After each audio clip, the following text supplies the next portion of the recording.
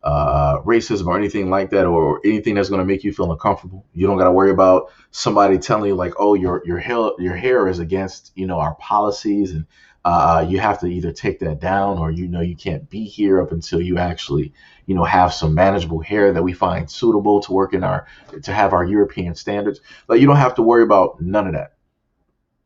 That's the one beautiful thing about working from home. Ain't nobody really telling you what to do. It's like, all right, you got your assignment. They send it through an email. You sit up there and spend a couple hours. Wow, you got the rest of your day basically done. Some people who work 8 hour, like I was at the point where a job that I worked, where it's like, yo, I can bust down some of this work like real quick, and then I could just do it as fast as possible, and I could just get my work done. I had a temp job that I worked before, where if you were technically in a sense able to get that done, you would get paid for like those hours. But because the company was trying to in a sense like milk the money, that's not what they were trying to do. They weren't going to allow you to do that. So it was either you work the 11 to 12 hours, or you just don't in a sense get the maximum amount of pay that you would actually get. So I'm like, all right, well, I'll just be working those 11 to 12 hours, then I'll just be taking my time, like, whatever. Crazy.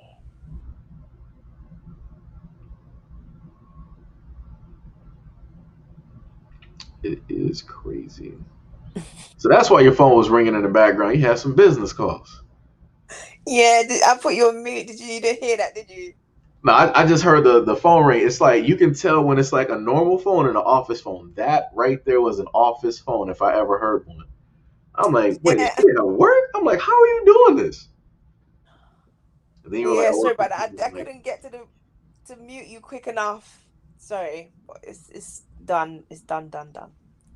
no, no, But no. yeah, Like I said, that's cool. I want to say I feel like quite a few other people in the comment section are actually working from home at this moment in time. Like I said, which is beautiful. There was an article that came out where they were saying like the greater majority of Black people that work in offices, they're dreading having to actually go back there because hmm they had like a year or whatever it is, just freedom, having their hair wherever they want, then they can just get their work done. Like some people are fast workers and they're like, all right, let me just get this work done. And then I'll just wait the full 8 hours to turn it in instead of trying to turn it in during like hour three. So it's hmm like you just got all of that, all of those free hours to basically do whatever you want. If you want to take a lunch break or you want to eat during when you're doing like your work, you can sit up there and do it.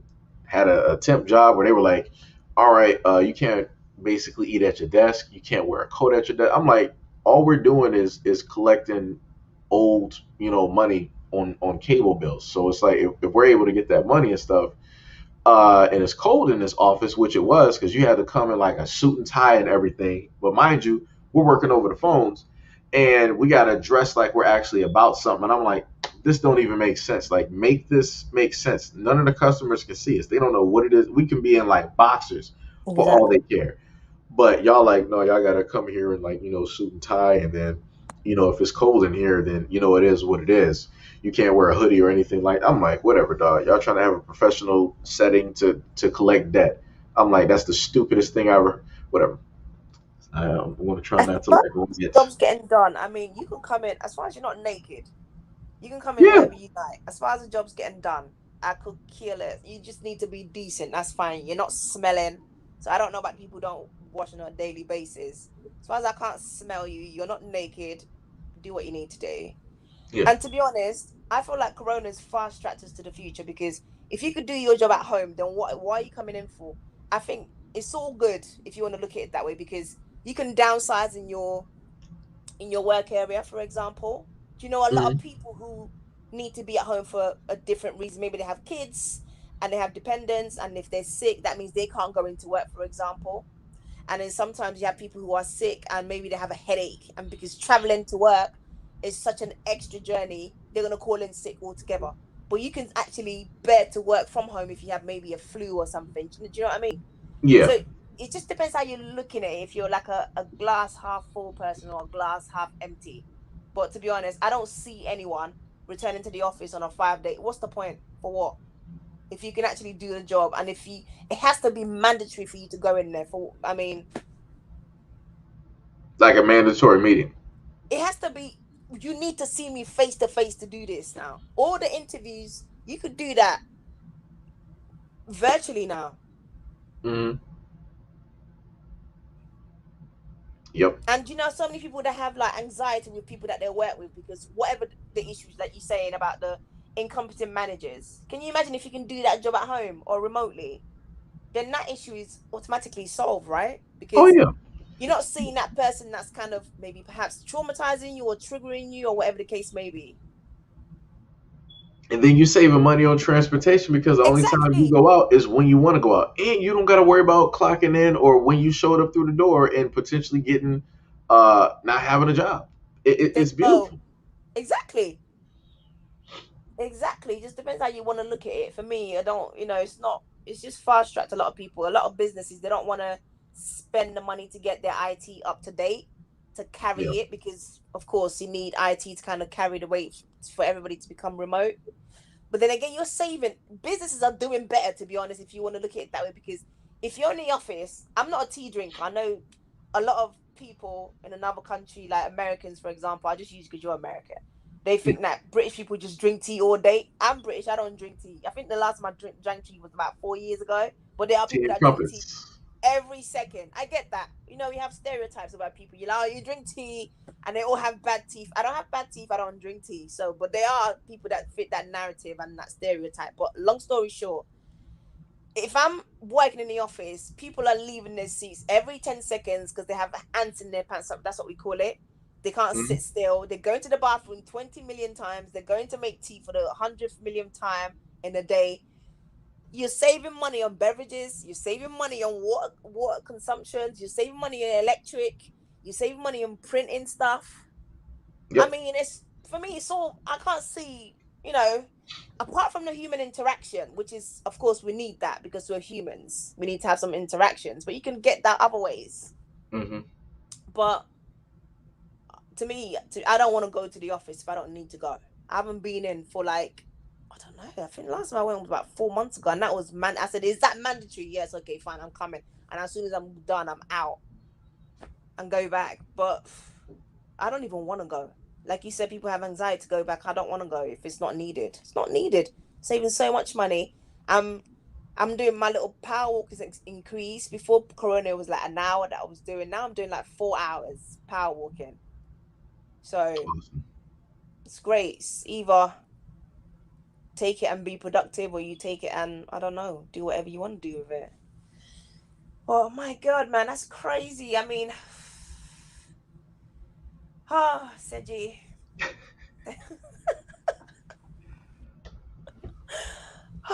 What I can tell you though is, and it's really sad, right? Mm-hmm.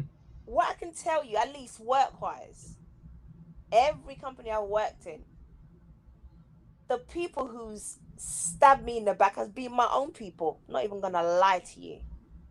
Not even gonna lie to you. Because they thought that if they did that, then that was somehow they'd be seen in a better light, but not really. But, and I'll tell you something, right? Mm-hmm. Whether anybody chooses to agree or disagree, I'm gonna just say what I've kind of experienced in my life, right? A white person that I've seen workplace wise, right? This is how Yeah. they deal with it. They will never dub in their own person, which means dubbing in is to like throw somebody under the bus. Yeah. So what they will say to you when you ask them, when they know maybe, for example, Tom has called you a nigger, for example. Oh, my bad. The N word, sorry, it's too late. Well, And I've then already. if they, I'm sorry, You if heard they me going ask off her, early on the wait, if stream, they ask, so listen, this is how they do. They stick together whether they know each other, like personally or nothing. So they will say to Tom, "Did you call her the N word?" Let's ask Dick because he was here. Dick, did you hear Tom call her the N word? Dick, who doesn't know Tom from nowhere, do you know what Dick will say? I no, wasn't he never listening. said that. No, Tom's my no, they'll best say friend. either. This is He what has I'm saying. I black don't know how people. they move in America, but this is how they move here. They'll say, "I wasn't listening," or "I don't want to get involved." But if it was a black person, they'd be like, "Yes, I heard. They said X, Y, and Z," and they tell the whole freaking story. And I'm thinking, what are you gonna gain from me? Tom, who doesn't know dick from nowhere, Tom only knows dick under this umbrella of where you call the workplace, and he's indirectly protecting dick and saying, I didn't hear anything, or I can't remember, or I don't want to get involved. I swear I swear they will live by that theory. But a black person, let a black person tell the story. They will tell your mother's age, your mother's shoe size, Well, everything. I swear to God, that's what I've noticed in my every channel I've been to. And it just cheeses me off. It really does. And sometimes, like, I think you're a helpful soul. You said you're helping people come up and stuff. Sometimes, I'm sorry, you just need to keep your damn self to your damn self. mm, It's sad to say, but sometimes you helping somebody, they may pull you down and drown you with them. yeah. Unfortunately. So you need to just keep swimming, keep your head above the water, and just go about your business. I'm sorry. I'm sorry. I'm sorry. I really am sorry, but I'm not sorry, because sometimes Yeah, I was gonna say that. it's Sorry, not they sorry. will they will kill you. They will kill you by themselves. They will kill you by themselves. When you're thinking you're trying to help somebody else, they will kill you by themselves. I've heard this story 100 million times over. Mm, So sometimes you need to keep yourself to yourself, and I get it. Sometimes I say I look at like the big black YouTubers, and I'll be like, well, you could have helped this person out, but then I say I get why they're not helping out, because somebody, you don't know how people are moving. They will smile in your face and they will plot your death. yep. Oh, hi, Seiji. And do you know what? You might be thinking to yourself, oh my God, look, they're all here supporting me and telling me all this good stuff about myself. But you don't know, the enemy might be within. Not being funny. Mm, Sometimes you have to look within your own household, because maybe that's where the enemy lies. Because what they say is your enemies will keep you close so they can see your movements. Somebody who you keep at bay, right? They don't know your movements. They don't know how you eat. They don't know how you sleep. So they don't know that information. Somebody who has a better chance of plotting against you is the one that knows every single movement that you make. That's how they plot your demise. That's how they plot your downfall. So don't always think it's outside. Sometimes it's not. It's the enemies within yeah. plotting, and you don't even know it. And they're the ones telling you, oh, my friend, I'm going to be there. I'm going to march the march with you. And they're the ones who's giving the information out to bring you down. Trust and believe that. It's like, you know what they say when they laugh and tell those jokes, like, that person look like they're going to steal your purse and they're going to help you look for it. It's true. They be kicking up the most fuss, and they're the one who freaking farted. They're the one who did the crime, and they're kicking up the most. I mean, you see them all the time. They're crying on TV like the actual murderer, and they're crying, Oh somebody's yeah. killed my wife. Oh my God, somebody's killed my wife, and they did it themselves. The enemy sometimes is within. I'm sorry. Mhm. It is sad to say, but you need to keep your back. This is how I move. Keep my back against the wall. If you come close to me and you're being nice, I'm gonna question that. And it's a sad way to live, unfortunately. When you're questioning when somebody's being nice to you, they have a motive. Because look, listen, at the end of the day, they do. Either it's either good or it's bad or indifferent. But everybody does something for a reason. Do you understand what I'm saying? So Yeah. sometimes it might not be the ones who are, telling you, Seiji, you're a racist, Seiji, you're against this and this. It might be the ones who's telling you, oh, Seiji, I'm on your side. I'm gonna be here for you. I'm gonna da da da da. When it comes to the freaking moment to actually make the moves, they will not be there. It's just talk, blowing smoke up your ass, Right. nothing more. And when you come to do that, that's how they hype people up in it. They hype people up and be like, yeah, go and fight that battle, go and fight that battle. When it comes to fight the battle, everybody just retreats and let them go about their business and beat it by themselves. Yeah. So don't feel bad if you're saying to yourself, I'm doing good. I'm going to keep doing good. I'm going to keep people at bay. I'm not going to help anyone. I'm not going to hold it against you, because I get that. I get why you would keep yourself to yourself. Keep your business to yourself. Don't help out. Don't shout out. Don't do nothing. Sometimes that's the best way to move, because sometimes people who are looking for you to help them out, they will be the same ones to bring you down. I've experienced it my damn self. And I like to get burnt once, okay? I'm not the type. If you do me wrong once, as far as I'm concerned, you're going to bite me again. So therefore, I'm not going to let you bite me again. I will throw you away. I'm not a Yeah. person, I will not accept. I know people say, you need to forgive. You need to move on. I'm not Jesus Christ. Last time I checked, I'm not going to try to move like him. So therefore, I'm going to move how I move. If you wrong me, I'm not going to accept apologies. Keep your olive branch to yourself. Put it up where the sun don't shine. I could care less. because I don't want to allow you to come any closer to bring something that I'm not going to receive positively. So keep it moving. If you've wronged me once, we're finito. Unfortunately, I'm going to have to quote Cardi B on this one. I'm not even the biggest fan. I'm not even a fan. If we beef, we're beefing forever. Leave it at that way. Simple. Go about your business, I'll go about mine. So don't always think that the enemy's outside. They sometimes are within. Our traitors comes from within. Who betrayed Jesus? Judas. And he was one of his main man. Yeah. So don't think it's gonna be the ones outside. It's not who he gave him up to Judas, whoever. I can't quote the Bible like straight out, but he's the one. Okay, he was right in there having lunch and having the Last Supper and whatever they call it. It's always them. If somebody doesn't know how you move, they can't hurt you. If they know how you move, they will be the best ones to hurt you because they know exactly how you're gonna do it, how you move. So they're gonna plot it according to that. It's sad. It's a sad fact to say, but it's a fact. And if anybody's not awake to that, then they're gonna be lost forever. I'm sorry. So History repeats. I'm sorry. That's just how it is, man. If I could, seriously, I'm telling you, lot, if I could go and live on Mars by myself, that would be ideal for me. Just live there by myself. I have no problems. Not see a human being ever again in life because you can't trust these people. You just can't. Right. It's sad to say, but you just can't trust people, man. You can only trust yourself. They say you don't know somebody until they get angry at you. You don't, because that's when they can reveal what they actually can do, how low they will stoop, and how far they can take it to hurt you just to get their own back. You don't know. You know how people get married and they get divorced and they're like, I can't believe my husband is doing this to me. Oh my God. Well, the love is not there anymore. So therefore, you're no one to him. He's going to do the worst to you. That's his actual self. Yeah. So I'm sorry. The enemies sometimes are in your own household and you just don't know it. The quicker you realize it, the better. But the thing is, unfortunately, for me, the way I put it is that nobody can wear a mask forever. We all have masks on, right? I have like a mask that I wear for work where I have to conduct myself a certain way. Do you get me? Right. And then I can take it off when I come out from work and I can tell you about yourself if you cheese me off outside. But for those that are walking around with masks on and they're trying to portray something that they're really not, they can't keep it on forever. They will eventually come out. But the flags are always there to show you, look, this is their hand, roughly. You can see. If you looked into it and dissected it, you won't be too surprised that they moved how they moved.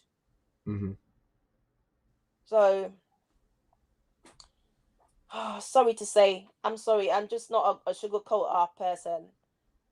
If I see something, I'm gonna call it out how I see. I may be wrong, I may be right, I might be indifferent. But if I see something, I'll just say this is what I'm seeing. No, I get that. You go directly from the heart. Like I've done that on a lot of stories where I'm just like, yo, I'm just gonna go directly off of how I feel, in my heart, and I would just sit up there and do it like that. And people be like, yo, man, information was a little bit wrong with the story. It's like, all right, well, I'll do a re-edit, but I don't, in a sense, take back the stuff that I said because I'm like, that's how I felt at that moment. I'll go back and recorrect the information, but the meaning behind everything that I stated, like it was coming from, a well-meaning place. I just had a few things wrong, but that stuff happens. One thing I can say, I stand by my words, man. But seriously, if you ever want to start this Twitter rant with them, I'm going to be right there tweeting back. What is my Twitter name, actually? Let me go to my Twitter.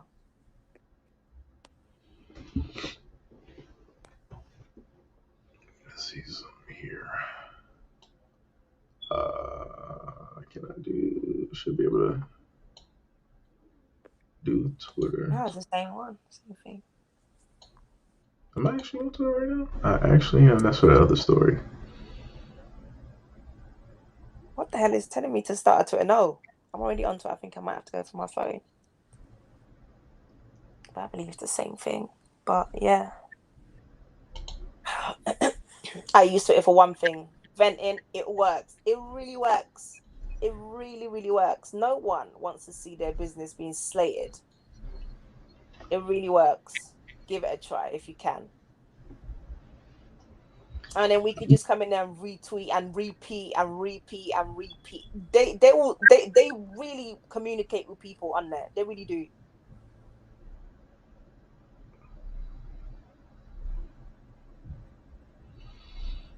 Sit up Think there about now. it. Listen, the only thing I'm gonna say is if you feel like it's gonna do more damage than anything, then don't do it. Of course not. But if you feel like it could possibly work, then fine.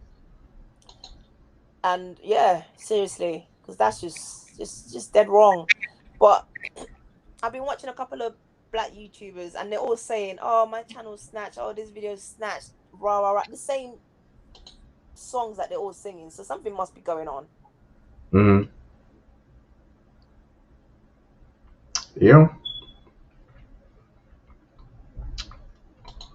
I would. Let me see. What is your Twitter? Bear with me. Look at my phone. I think the last time I was on there when I was telling them about one. It's been technically I use mine, but it's like I don't really use it. Yeah, I don't use it unless I'm like complaining about something that's been done to me. Yeah. So it's a clear unit. Oh yeah, it's QB240 there as well. QB240 on there. Wait, that's the Twitter? Yeah, QB240. I just use that to just get my way. QBT40? QB, so Q and then B as in the B that flies, and then 240. Oh, 240. Okay. Yeah.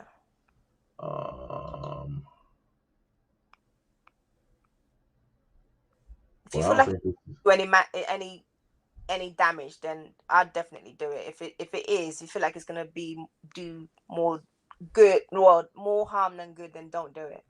Did you start it back in like how many? You got like 1,400 people following you? No, don't even have that much. That's what I'm saying to you. My Twitter is dead. And if it's doing what I need it to do, can you imagine what yours would do? Seriously. My Twitter is dead. I don't do nothing on there except to go in there and tell whoever I'm trying to tell that this is not right.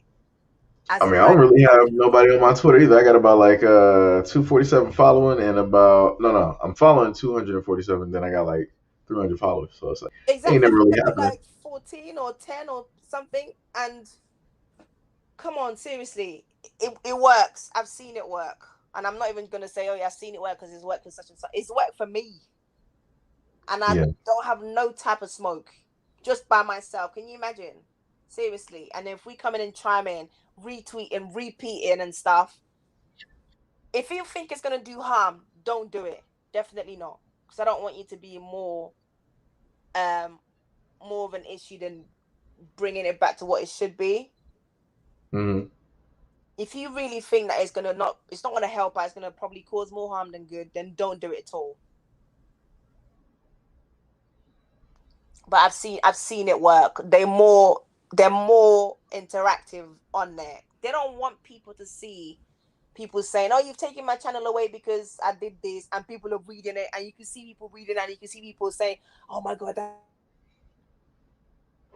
Oh snap! We lost. I think we lost her. She just got to get back in there. Let me just make sure ain't nothing happening on some weird type stuff here. Nope, stream health is good. CC would just have to get back in.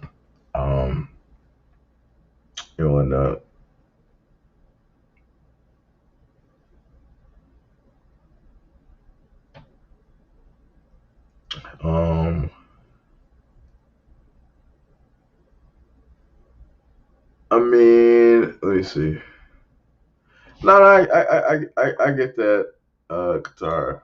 I get that part. I've had conversations with quite a few people. I've looked at the analytics of at least the older channel, where some people say like, I don't really have a Twitter, I don't really have an IG, I don't have Facebook, I don't have this, I don't have that. I mean, like I said, I get that. I 100% get that. But like I said, I try to have a multitude of things out there for people to, in a sense, go to that I guess they would feel comfortable with um, communicating like on and stuff. But I don't really have, in a sense, anything like set up where people can just say, all right, such and such and such just basically happened. We can just like roll out and this is where the videos are going to be and all this other stuff. Like I said, if I had about like a good, not even like the whole 90K, if I had about like a good like 30K, I'm good. It's like whatever. I take like the 30K that I can get and whatever. You know, you know. I'm not sure if I think CC's um her phone might have actually went out possibly because I think that might have been like what happened. So it's pretty crazy. But yeah, it's been a hell of a night or a day, I guess. Of a night or a day. Um, you know. So I guess like I said, I'm just trying to. I'm in a whole different. Like mentally, I'm just in a a whole different place right now. I'm just technically just looking at the screen like it's crazy. Crazy. I think what I should do instead of like basically holding you guys up, because this was about a nice like 8 hours or or whatnot. So I'll probably figure out what I'm about to do. But before I do that,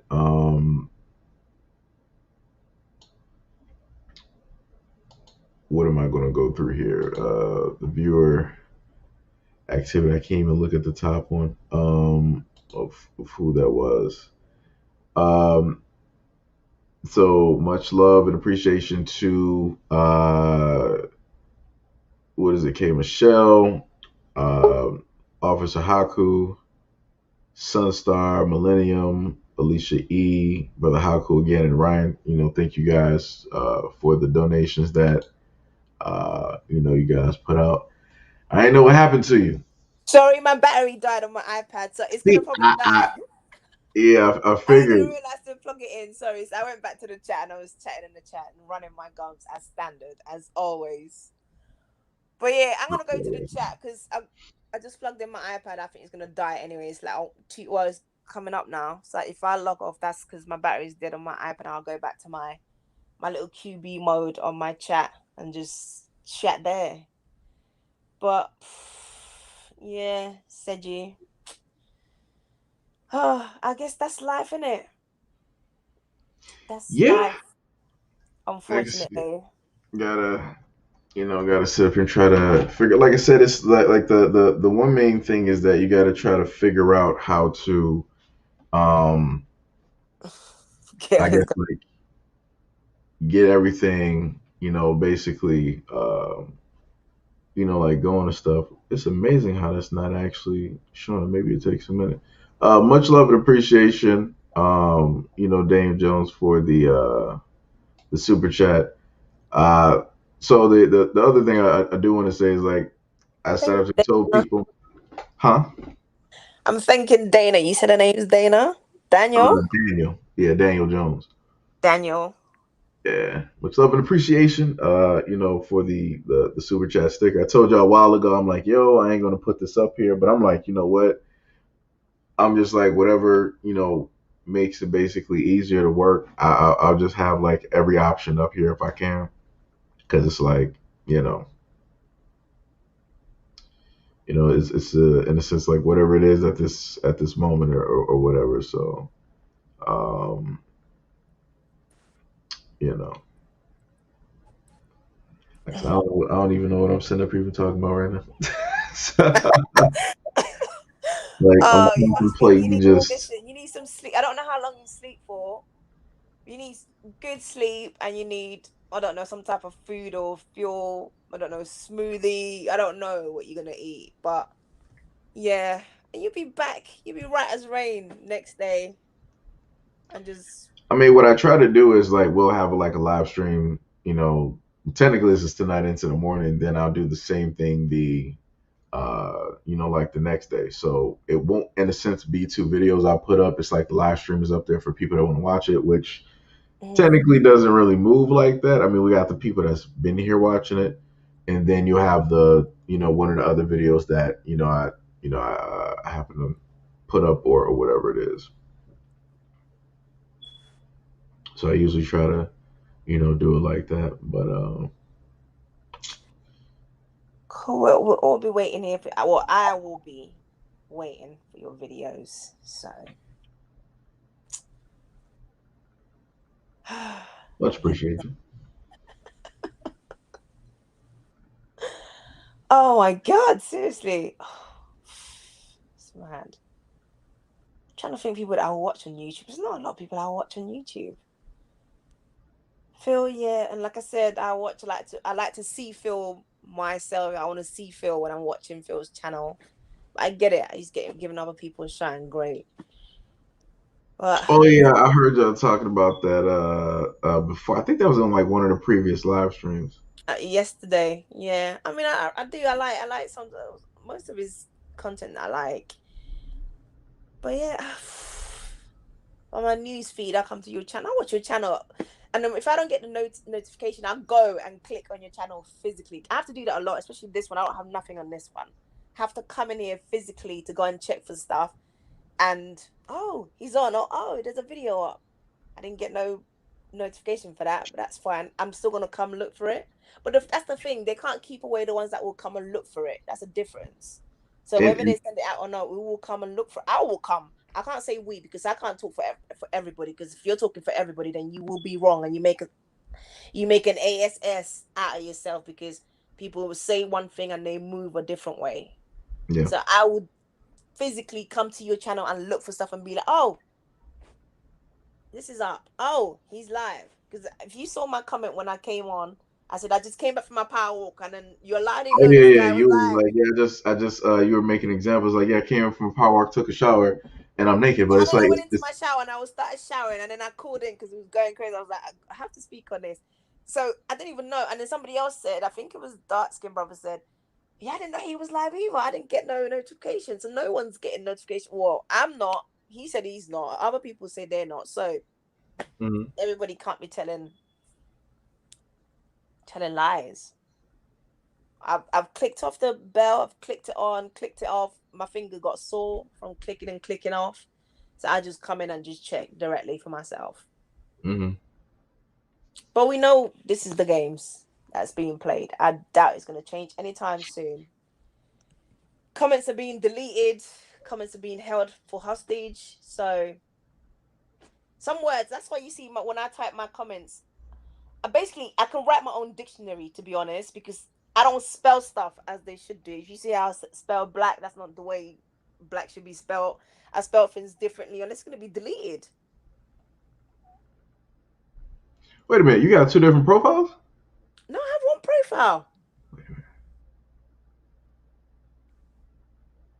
Wait, you said when you wait. So you said you were typing in the chat talking about your iPad was going right? Yeah, this is me. Wait, no. Okay, so you're using a different name here. Now this is what I'm logged in with Facebook. Ah, okay, so Yeah, that's why. this is me on Facebook. This is actually me, physically me on Facebook. So I logged in to Streamline with my Wait, so I'm trying to Facebook. figure out. So the YouTube is Queen Bee. Yeah, QB. Oh yo. It's like yo. You should have worked it out. I'm opinionated. I'm sorry. That's what I said to you. Listen, I appreciate you trying to go for bat with me, but go for bat for me. But there's no need. I definitely am a lone soldier by my damn self, okay? Yo, And I live through thought it. it was two different people. I'm like, Oh all no, right, it's just so me. Queen is in the chat, and then we got Oh CC yeah, I was here. firing them back in the chats as well. That's why I said to them they can line up as like bowling where they put the pins up. They can line up. That's fine. That's how I love it. I will take you down by my damn self. That's fine. So you don't even need to come for back for me because I will handle my own dirty work. That's fine. I'm good to go. So they can Yeah. come at me however they want. That's the thing. I'm actually so happy from who my parents are because they really helped me out to fight my own battle by my damn self. I don't need no type of anything smoke behind me. I will fight my battle. Most of the time, I will get the response that I need to get. So it's all Mm, good. And they love to come in groups. They love to come because they can't take me by them damn self. My mouth is too sharp. It's too lethal. And my mom said to me, "Listen, with that mouth of yours, you need to make sure you don't start the trouble. Don't be the first to start trouble because I know your mouth." And right. I get that. And that's why, if you see me in your chats, because this is my first time being live with you, like on stream. But if you see me in your chats, I'm mostly mellow, cracking jokes and stuff. Because I like to keep things down. Because I know myself. Nobody knows me better than I know myself. I know what ticks me off, and I know it takes one little flick, and I'm off. Like I said to you, my petty lover will go straight to hell to Lucifer Mm, his damn self. And please don't take me there because I will lose all type of common sense. And I will right. insult you. I will insult your kids. I will insult your dead parents, whoever, up for target. And I know it's not right, but don't come for me. I won't come for you. It's as simple as that. I will never throw the first stone. But if you throw a stone at me, you will live to regret it. And I don't take no olive branches. I don't take no sorries. I don't take no let's start again. We don't start again. We stay where we are. You stay right in hell where I put you, and let me go about my business. Don't apologize. We're done forever. Mm, I'd have no time to entertain somebody again. If you bit me once, as far as I'm concerned, you're gonna bite me again. I could care less. If Jesus Christ Himself came down and said, "Listen, you need to give this person a second chance," that means that's your key to heaven. I said, you know what? I will go to Lucifer with. I will be more than happy to go straight to hell because I'm not gonna change my mind. I'm sorry. right. I'm just not that type of person. I don't take sorries or apologies. As soon as you offend me, you've offended me. Keep it that way. Keep yourself to yourself because I will still have some things loaded in my chamber verbally to shoot at you. So don't come at me. We're done. Yeah. But anyway, yeah. But apart from that, I'm mostly a jolly person, which means a happy person in England. Like if you say somebody's jolly, I'm very jolly. I like to smile. I like to like crack jokes. But yeah, so it is unfortunately, Sage. Unfortunately, just don't trust too much, people. Probably just trust yourself. That's probably the safest thing. Because at least you can predict what you're gonna do. You can't predict what somebody else is gonna do even if they tell you that's what they're gonna do. Sorry. Yeah, you know it is what it is. It's like probably you was right earlier. Probably just need some sleep and You need some sleep. Maybe your next live, I'm not gonna call it. I'm gonna save you the headaches. I'm sure I've given you enough headache, right? right. Your next live should be something so mellow. I don't know. We might watch some Disney cartoons or something. But yeah, yeah. So I'll probably sit up there and just do that because usually after the live streams I try to I'm like, all right, let me just do about two videos, like record those real quick, then sit up there and go to sleep. It's like yeah, we probably not gonna do that today. We're just gonna probably take a different route and you know and do something like that. you know But I said, yeah, I really enjoy how you move yourself. You're mellow, got your I head try to be. straight. Keep it that way. I need that in my life. I don't need any more people like me because it's not a good way to go. I need somebody that just moves mellow. Keep Right. that. That's what I enjoy a lot about your channel. Even when you're dressing the people that you feel like you dress them with nice decorum still. And that's a trait I would love to have. I don't have that. At least I can notice when people have good traits and I'll be like, yeah, I'll call that out. Even if I don't like somebody, one thing I'm happy to do, I will give credit where it's due. even if I don't like the person, I'd be like, okay, they did something good, but I still don't like them. I can't stand their guts, but they've done something that's credible. So that trait of yours is really good. Not everybody has it. I don't have it. I wish I did, but I guess everybody's not created equal, are they? Right. So don't. Oh, her battery failed. Oh man. I think that's probably the sign. I think that's. I think that's that's basically the sign. I'll wait for her to get back in here before I sit up there and just like drop off or something. Sit up there and just like catch that sleep or whatnot. Let all y'all continue with y'all day. And have a very productive, awesome day. Just give her a minute to get back in here. Says you just did a 48-hour marathon almost. No, it's just about like 8 hours. 48. Let me tell you, I would have been asleep. I would have had to have like other people in the chat talking. Let me tell you. 48 hours. Yeah, we ain't trying to do that. Like maybe if I'm trying to like raise money for something, which I really don't try to do anything like that because that's a Peter Parker type of move. With great power comes great responsibility. And I ain't trying to have nobody say like, "Oh man, you being fraudulent with this money. What about the money we all donated to, such and such and such a fund? Like, what happened with that?" I'm like, I'm not dealing with none of that. I ain't doing none of that.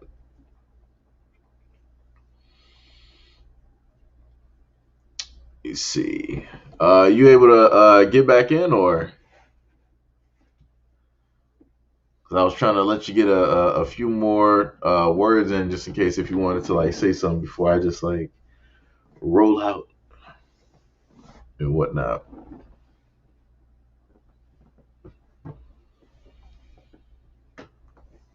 Let you if you want to, in case if you might want to write something in the chat, or if you want to roll back in here real quick. Not sure.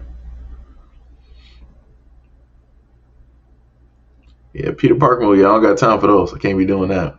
I can't sit up and do that one.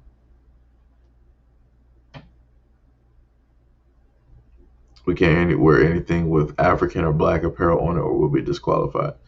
Hey, like I said before, just boycott the Olympics. It's that simple. You already see how the U.S. was technically doing at a moment in time. It was looking crazy.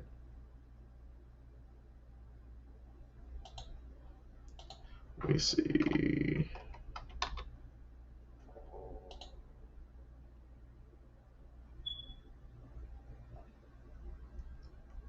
Do I gotta go to the homepage? Will it show like the medals? Let me see. Yeah, I'm happy whatever that is. All right, let's go to medals real quick. Yeah, China's basically winning. Yep, China is in the lead technically with at least with the gold at least. Overall medals, the United States got 73. So technically we're winning in medals, but in gold we are lacking. So it's technically what people care about. They care about the percentage of gold that's basically out there. The reason why that gold is not technically there is because certain things has transpired. Simone Biles was not really feeling up to doing her thing for mental health and whatnot. And I mean, she came. I think they said in an article I saw on Twitter, she came back and she won a bronze. Like I said, if that young woman was not feeling like up to snuff to do it, then so be it. She didn't sacrifice her body so many times doing, all types of acrobatics that most people can't even do. Like she's so good that she gets penalized for being good. They tell her not to even do a lot of those acrobatics because they're quote unquote too dangerous. It's not too dangerous for her because she can do it. If whoever that you got going up against her can't do it, then tough apples. Like whatever people want to sit up and say it is, it is what it is. Like I said, everybody ain't made equal. And Simone Biles is basically proving that because there ain't a person in the world that you can put up against her that's going to sit up there and stop what it is that she's doing. Just can't. I've not seen it yet. And usually Russia is good where they got like their gymnasts. It ain't even happening. You know. Wait, CC, you there? I'm gonna just log off because it's gonna log out again on my iPad because it's just Oh so no, yeah, bad. I got you. I just wanted to like. I'm gonna go to the chat, right? I'm gonna go to the chat on my phone, and then I'm No, gonna just stay in the chat, and then no, I until was you. saying like I was just trying to let you like say a few things before I like, Oh no, just I'm like done. got I'm off the so done. stream, I'm like just so in case done. you wanted to say something. No, I'm so done. But just know, sometimes enemies come from within. That's Right. most all the time where they come from. True. True. True. True. You do. But I'm gonna go to the chat now and then lock off from here. All right. All right, Thanks for cool. being a part of the live stream. Oh no, I enjoyed it. Sorry. Thank you. Bye. I'm Oh, gonna be in the chat. Bye. gotcha. So yeah, that's what we're going to sit here and do here. I'll figure out something to do if I can go to sleep or, maybe do some guitar set. My neck hurts. LOL. I got to run some errands. To y'all, have a blessed day. So yeah, it's like everybody go out there and have a good day. Go get like some food, do your exercises or your normal. What is this? Are we still in the morning right now? Damn, it's afternoon right now. Go do your afternoon, like routines and do everything like that. And I want you guys to return home the exact same way that you left. Completely fine and and healthy and everything like that. And like I said, much love and appreciation to a lot of you guys who stuck through for the 8 hours or 9 hours, of this live stream and everything that transpired and whatnot. So I will put a new video up there for you guys. So if you want to happen to watch that, you can go do it or maybe come back later or whatnot. But you know, I'll go figure out what I'm gonna do so I won't end up falling asleep, in the stream or anything else or whatnot. So again, I appreciate you guys. Thank you guys for a lot of the words and the conversations. Thank you guys for the donations to the channel. Much needed. Thank you very much. And you know, uh, I can't even like get my my main thing out. But as always, peace, love, and stay tuned for the next video. I can't even get my normal stuff out. That's crazy.